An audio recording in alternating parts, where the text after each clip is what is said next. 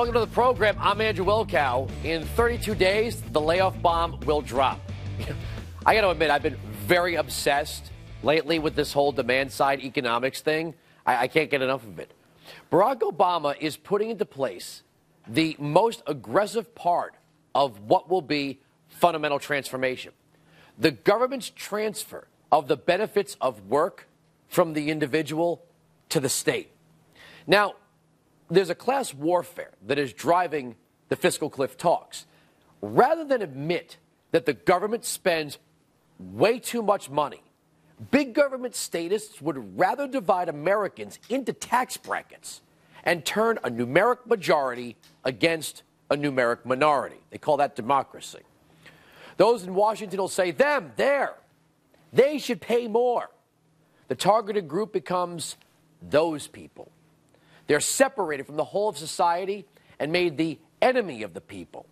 Fortunately for progressives, though, many of their rank and file are too ignorant to get the difference between taxing wealth and taxing income. What plays even more to this ignorance is that the wealthy are still going to be wealthy. It's those working towards wealth that will just have to work a little bit harder, or wait a little bit longer, or just have less. Some of them might just give up or leave, like the upper class recently did in Britain.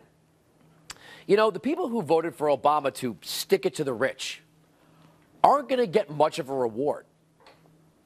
The wealthy, who are already wealthy, aren't going to start opening their bank accounts to welfare spending, and whatever comes in from the new taxes is going to run government for about a week.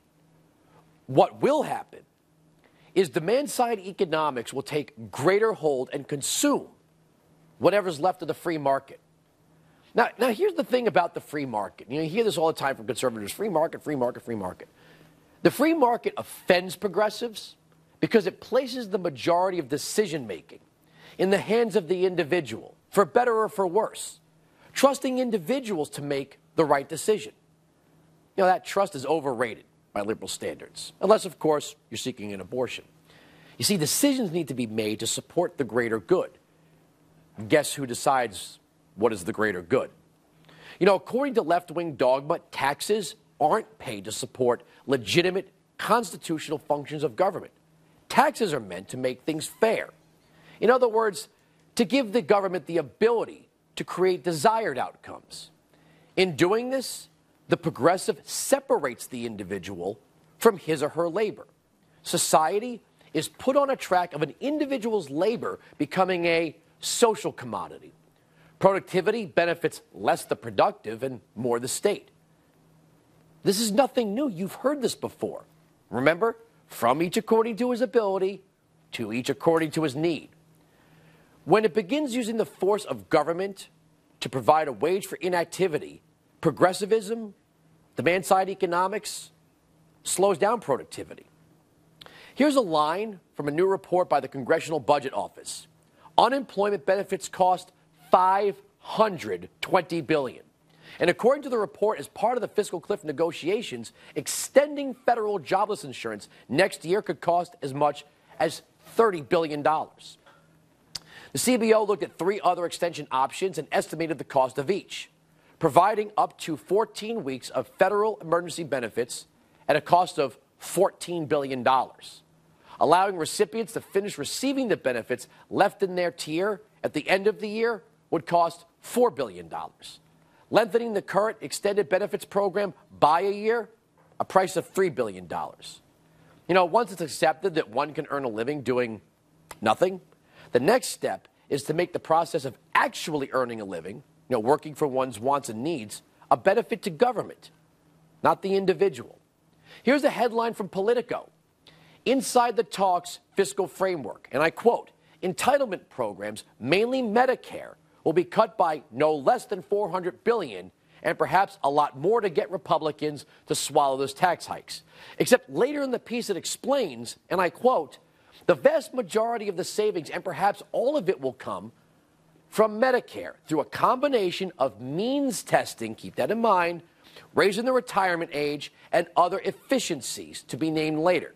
It's possible Social Security gets tossed into the mix, but Senate Majority Leader Harry Reid plans to fight that if he has to yield on other spending fronts. So, here's what happens to the taxpayer. You will pay more, you will get less. You will find out that the means-tested limits deny participation in said program. This happens in various forms throughout the economy, and it's all a function of the demand-side philosophy. If something is needed, the people cannot be left to, as the president says, fend for themselves. Government must consume the fruits of our labor to meet a perceived public demand. So here's an example for you. You can't just be trusted to send your kids to school. When the government provides education, the government decides what education is. When we are taxed for public transportation, we will inevitably have less to buy a car. Now, of course, some people will buy cars, some people won't. But here's the thing. When you do buy a car, it provides you two benefits. You get transportation and property. Now, in my case, my first car was a 1982 Grand Prix. My mother passed it down to me. Well, my father passed it down to me. It was the family's property. You see, you could sell it or give it to family members. With public transport, we pay for transportation through our taxes, but we acquire no property. You see, we get transportation and no property. By the way, the only place where you see government control of transportation, putting transportation in the hands of the state, not the Constitution, it's in the Communist Manifesto. Now, extend that outward to health care, housing, education, jobs, and you'll find that when the government is providing for all of these public needs from your labor, you no longer own your labor. Your labor is not a benefit to you. It becomes a benefit to, well, whoever the government says it should be. And you thought they were just talking about some simple tax increase. Now, what do you think it means when progressives say they're asking the rich to pay more so they can spend on government programs? And if you think, well, I'm not rich, or maybe you are, I don't know. What do you think happens when they run out of the money of the people they have declared being rich today? You see, this all is utopian. It's saying you don't work for your own purpose. You are not here to provide for yourself and your family. They've uncoupled the relationship between your labor, your life, and your property. Your labor becomes property of the state. Now, not in total. You see, if you had to work for a 100% tax rate, meaning you worked all day and took absolutely nothing home, you wouldn't even move. And eventually, there'd be nothing to tax to provide the benefits.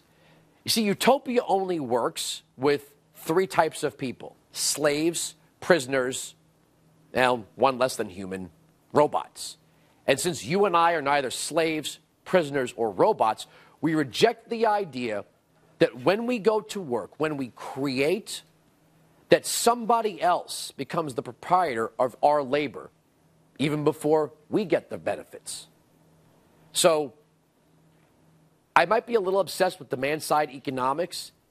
It's because I understand just how nefarious it is. All right.